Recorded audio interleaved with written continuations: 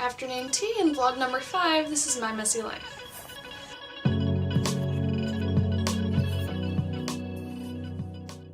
So, I haven't updated in a long time, and the main reason for that, as I said before, is that vlogs for me aren't just about things that are happening in my life, but they're actual things I want to talk about and things I feel like I have something to say about that maybe people haven't heard before, or maybe I'm just full of crap.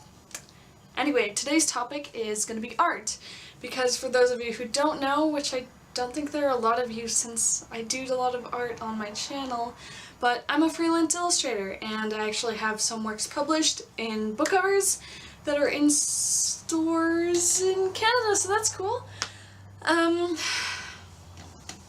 So I think that maybe a lot of people think, thanks honey, that art is just pretty pictures and don't really understand the point, or maybe it's not that they don't understand it, but maybe it's they don't really think about it and they're just like, oh, that's a nice painting of a dog, that's cool, anyway, bye. To me, art is more a means of communication between the artist and the audience.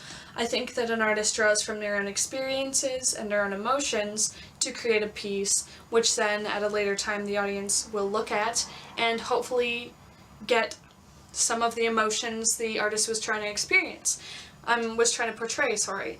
Because depending on the color palette and the composition, just the layout of the painting or drawing, is like the guidelines for what they're trying to portray, and then these guide the audience to what kind of emotional reaction they're gonna have. Like, if it's a painting of a dog, maybe it reminds them of their childhood dog and brings happiness, maybe a little bit of sadness, nostalgia, and that's what I consider to be a successful piece of art, where art has combined with the experiences of the audience and the emotions of the artist put into it to create a new artistic experience, an emotional experience. Maybe some people bring up fan art to say fan art doesn't really do that, but I think it does, just kind of in a different way. When people create fan art, like of their favorite characters or their favorite scenes or something, they're drawing on what happened in the actual canon and the emotional experiences that the fans of that canon already have to help that bring an emotional experience to their art. I think it's easier to do this with fan art because they don't have to go about creating not only an original character, but making you care about that character in the picture that you're seeing. It's harder to do it in original art because, like I just said, you have to make the person care about what's happening in the piece, or at least have some kind of emotional reaction out of nothing. They have no context about this piece of art, but you have to make them care about it or have some kind of emotional reaction. I think personally, on a kind of another note, I'm a very lazy artist. I say that because not only do I kind of procrastinate even with my own drawings, but I tend to only draw what I'm comfortable with drawing. Since about the 5th grade, I've been drawing sad, crying women. There's something probably very psychologically weird about that, but I'm not going to go into it. But even today, if you look at my most recent pieces, that seems to be the majority of the work that comes out of me, is a fairly close-up shot of some apathetic or sad-faced woman.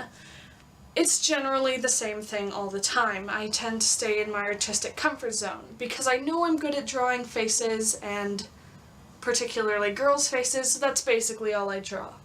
And I think this is a problem because the way I kind of tricked myself into thinking about it was that if I became very good at drawing these women's faces, maybe I could just apply those same techniques to everything else, and eventually I'd just be a great artist at everything, even though I never practiced anything. I once heard art explained as learning to see, and I thought that maybe if I could learn to see girls' faces really well, I'd just automatically learn to see everything else really well and be able to portray it beautifully. But that's not really how it works. You're not really gonna get good at drawing animals and backgrounds and houses if you don't practice all the time. So that's what I've decided to do. Expand outside my artistic comfort zone to get better at the things I'm shitty at drawing.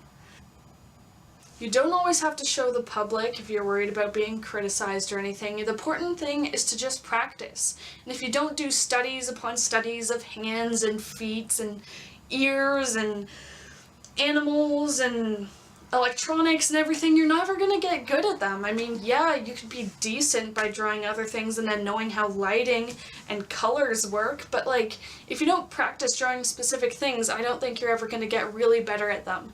And I wanna be a really versatile artist.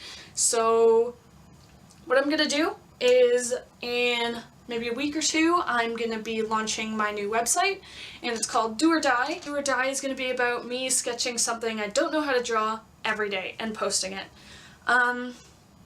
So you can watch for a video about that launch sometime soon. And okay, what did I say at the last one? At the end of the last one? I love you. I love you. Bye-bye.